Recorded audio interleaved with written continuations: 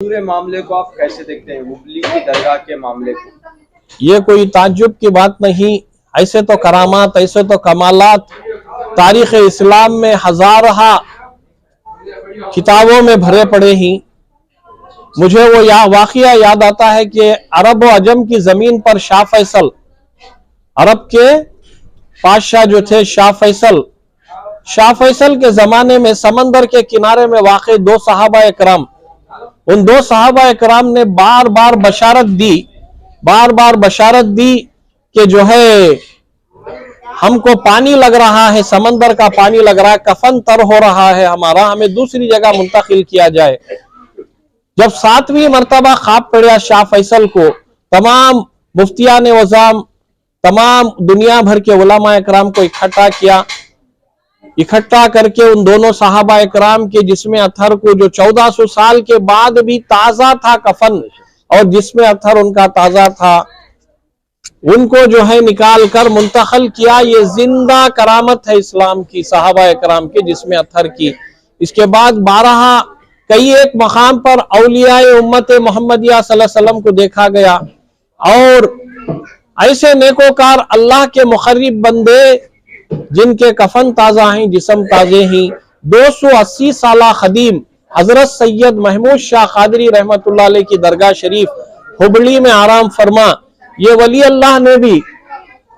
اللہ نے بھی اپنی کرامت ظاہر کی۔ اللہ تبارک و تعالیٰ نے ان کو ظاہر کر دیا۔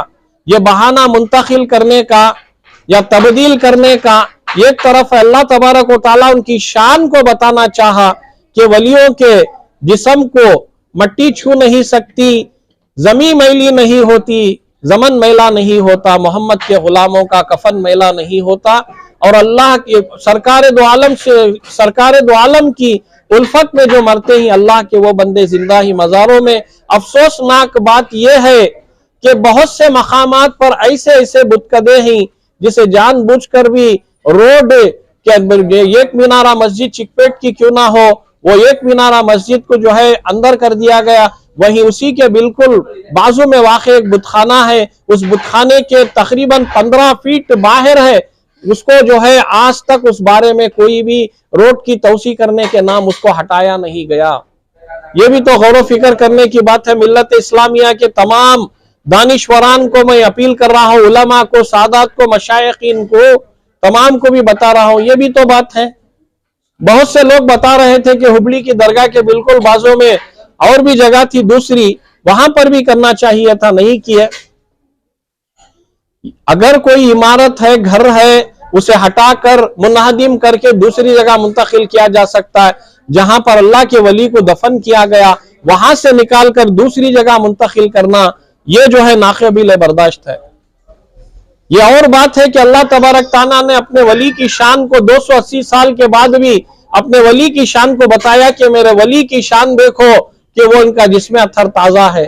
یہ الگ بات ہے، مگر وہ درگاہ شریف اس سے وابستہ مسجد کو منہدم کرنا، یہ تمام کے دلوں کو ٹھیس پہنچایا گیا ہے، اور یہ ناقابل برداشت ہے۔